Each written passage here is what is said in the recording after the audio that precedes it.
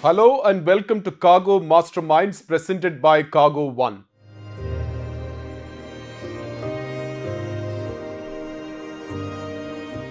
I am a big fan. We wanted to be a part of it. So it's an incredible opportunity. It was exactly what we needed. It's really exciting. When we found out, we were just blown away. I would say it's perfect for every freight forwarder to use this. It gives us advantage. I would encourage my colleagues to go to Cargo.one. Opinion, it is really a must to have. I believe this system should be used by every forwarder. Everybody can be a digital forwarder by using Cargo.one. It's just been fantastic.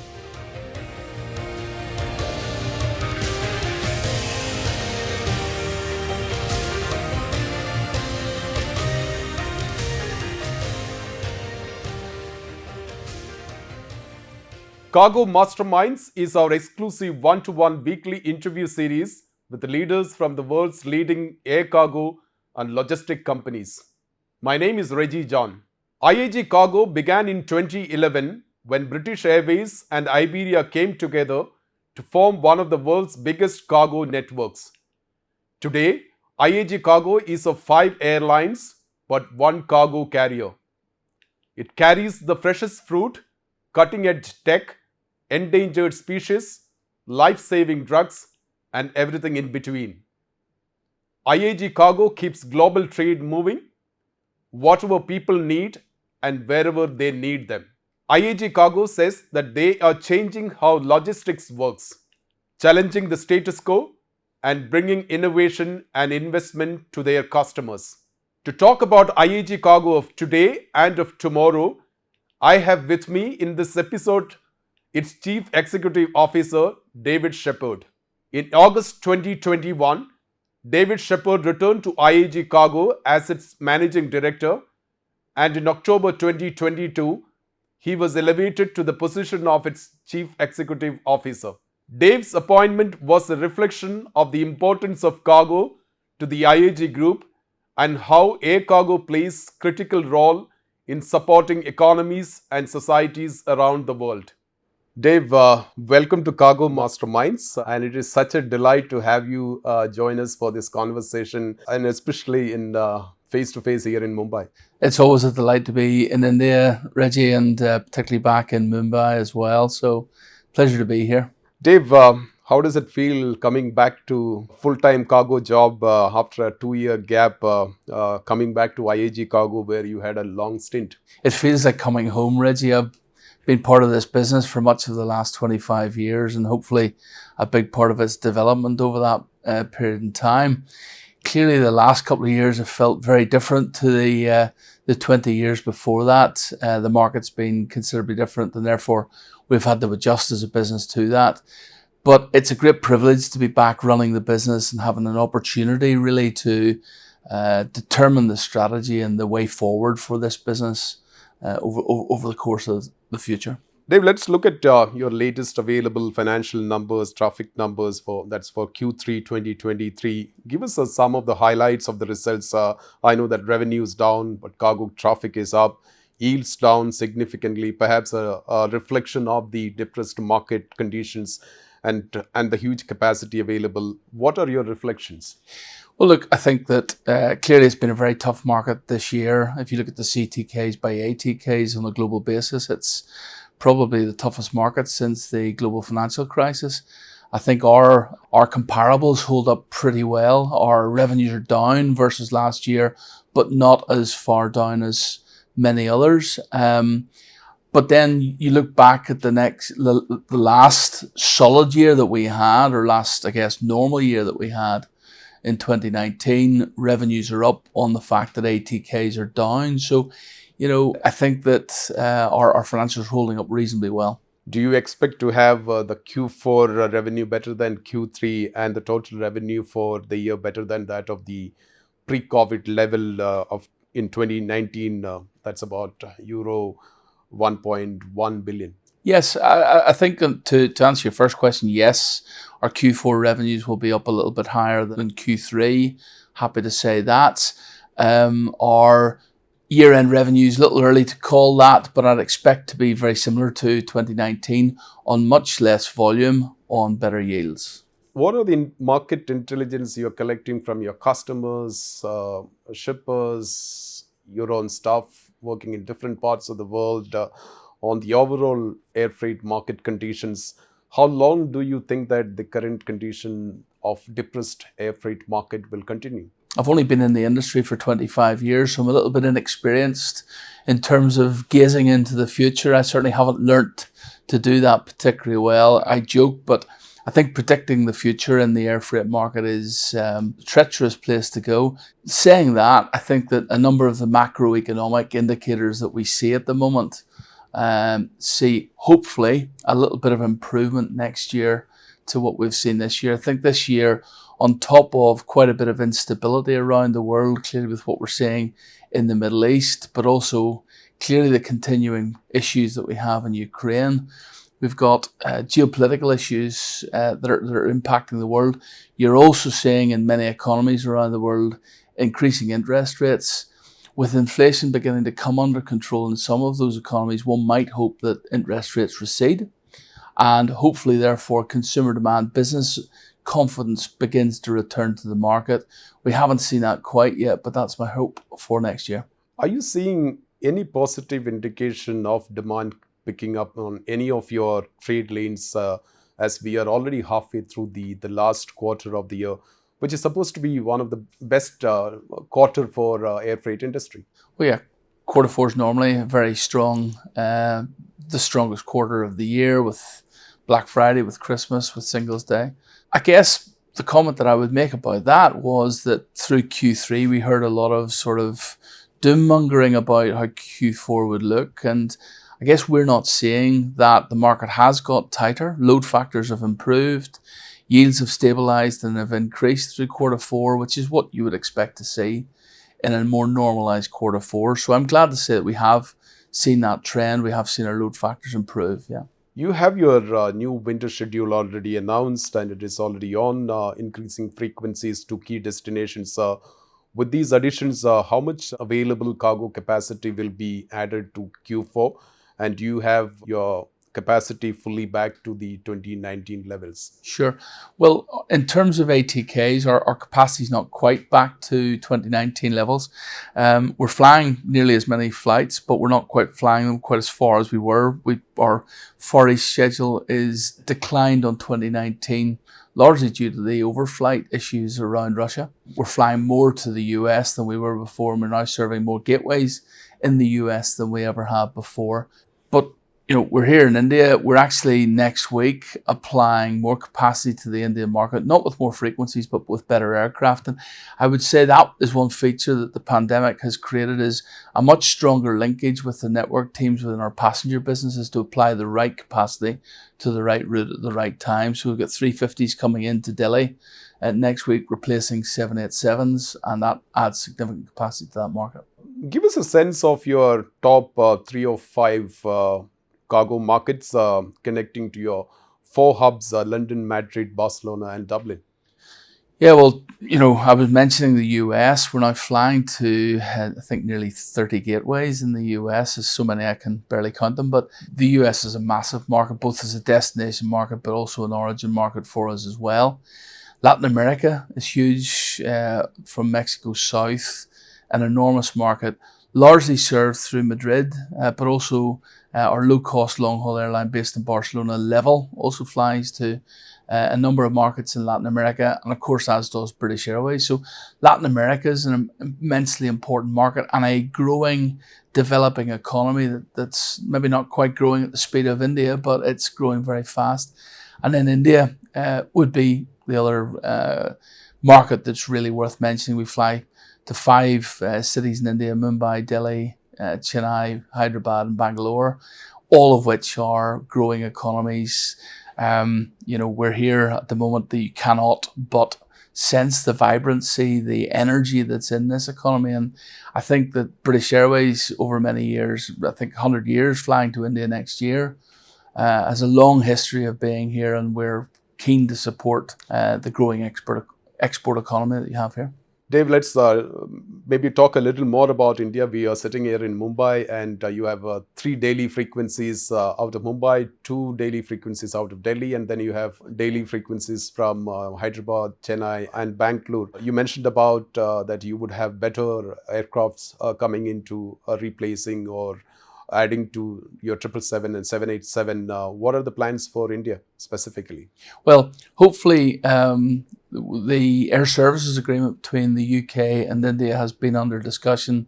My understanding is there is a growth in the number of flights that the UK carriers are going to be able to fly into India. We're hopeful of getting some benefit on the British Airways side from that air services agreement negotiation, and we'll see what happens as a result of that. So I'm hoping for more frequencies. We're also hoping to try and develop some partnerships in this part of the world so that we can expand our network reach here as well. I would also like you to reflect on maybe the rising importance of Air India, because it is privatized, it is under the Tata Group. How do you see that? What are your reflections of Air India as a competitor? Well, look, we welcome competition. We always will.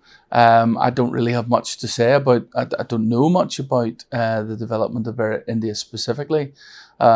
But we will manage them and we will compete against them in the way we would any other competitor. But it's not a great surprise to see that Air India are growing as a business, as a national carrier. Let's talk about some of your product verticals and specific reference to pharma, automotive, aerospace, and perishables within India. And then I'll come to your focus on Africa as well. Talk us about how important is India as far as some of your key verticals are concerned. Pharma is an important thing that we see it at the back here. Absolutely massive. And I guess the thing to say first about India is the diversity in the manufacturing base within the country is clearly enormous. It's a massive manufacturing base for pharmaceutical, production base for pharmaceutical, but also for perishable as well. Also for automotive. The automotive industry is absolutely enormous. Many different manufacturers have plants here, and that obviously attracts component manufacturers to the country as well, who then export some of those components. So it's massive in terms of its size and scale, but the diversity is very important for us as well. As you know, we have invested heavily in making sure that our pharmaceutical product, Constant Climate, is world leading in terms of the way in which we can satisfy manufacturers' demands for high quality, temperature controlled pharmaceutical movement of goods. What are your reflections on your Africa expansion, African network? Perishables is an important export commodity out of Africa. Yes, it's huge. My first job in cargo was running our business in Africa, and it will always have a place in my heart. It's a very important part of our network, and you know, the African market's not purely about perishables, but perishables is an important part of it. And we continue to serve the Kenyan markets, the Ghanaian markets, and South African markets in particular, with strong capacity, and perishables is an important part. But as is textiles, an important, again, we've just talked about India and the diversity of the product mix and the manufacturing base. That's beginning to happen in Africa as well with investment and expansion. In terms of growth of your product verticals, where do you see rapid growth, both in terms of volume and value?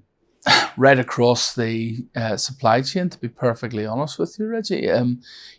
We wouldn't invest in a facility at London Heathrow in the way that we have. We've spent over 100 million euros developing a brand new premium facility at London Heathrow, largely to cope with the growth in demand for fast-moving, prioritised goods.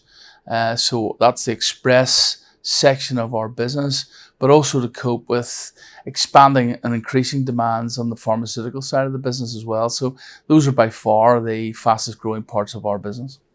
And when it comes to investment into infrastructure, whether it is a physical or a digital infrastructure, you made 100 million investment in your London facility.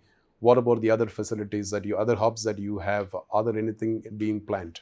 Absolutely. So we're at this point in time, we're improving our perishable handling facilities in Madrid. Again, we talked about the African market a moment ago. The biggest proportion by commodity type that comes out of Latin America is, of course, perishables as well. And whether it's fish or whether it's flowers or whether it's fruit or veg, all of those commodities hit our Madrid hub in sizable quantity, and therefore making sure, you can imagine the temperatures we get in Madrid are significantly higher than they happen to be in London most of the year round. Making sure that that temperature, the product quality and the integrity of the product is held at an appropriate level for the customer is paramount. So we're investing in Madrid as well. Going by the news that are coming out in terms of carriers ordering freighters, all because of the rapid growth that they see in the cross-border e-commerce, how bullish are you in terms of volume coming from e-commerce channels for you? Oh, we're beginning to see plenty of volume in terms of e-commerce. Whether it's enough to tip me over the edge and actually invest in freighters is a very different question altogether. We think we've got the right proposition with the right partnerships in place such that we can survive without owning freighters at this point in time. But certainly e-commerce is a growing demand and a growing sector within air freight, no question. Let's talk about digitalization. I think you've been involved in the digital transformation of IAG Cargo right now, as well as in your previous stint. How important is digitalization in terms of tracking traceability and in terms of providing the visibility to your customers? And what are the kind of investment that you are making on the digital infrastructure? Well, I think firstly it's absolutely crucial because we're beginning to see generations of talent beginning to join the business who know no other way. Quite frankly, you give them analog ways of doing business and they look at you as if you're from the moon. So I think that it's going to be a hygiene factor within a business to work in a digital manner in the future. And I think our industry hasn't really kept pace with many other industries in terms of enabling digitization. So, if you look at One Record and standardization of messaging standards throughout the industry, I think that's absolutely critical. I would say that. But ways in which we're looking at our business, we have improved the way that we price within our business, identifying the right price for the right customer at the right time and putting it in all available channels. That will be something we'll be doing throughout 2024. We're looking at ways that we can enable our sales team better digitally by application of Salesforce within our business as well. So a number of different ways in which we're working for customers and crucially for our employees as well. Dave, sustainability and net zero, these are two key goals of the global airline industry. We have seen increasing in a number of initiatives between airlines and forwarders committing to purchase of SAF. What do you think about the importance of these small steps, and what do you think can be done to increase such commitments by forwarders and shippers? I don't think there's been any lack of appetite from forwarders in terms of committing to SAF purchases. We've been very lucky to work with a number, DHL, Kuehne+Nagel, Bolloré, to name a few, who have worked with us and purchased SAF in order to facilitate their shipments in very sizable quantity as well, Reji. The industry depends on SAF for its future in terms of a more sustainable future.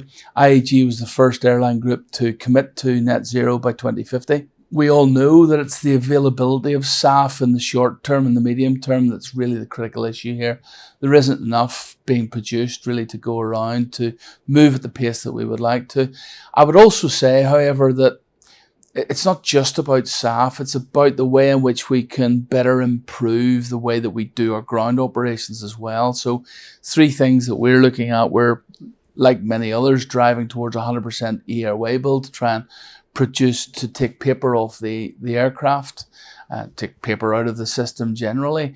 And I think that, the industry needs to do better than just the waybill. There are still far too many documents flying around in pouches, accompanying cargo around the world. So we need to get past air waybills and into other documents as well. We are trying, believe it or not, in London, where sunshine isn't necessarily always the most plentiful, to harness solar energy to try and power our operations as well. And the third thing we're doing, our ground operations in London depend upon clearly taking the freight from our cargo operations to the aircraft.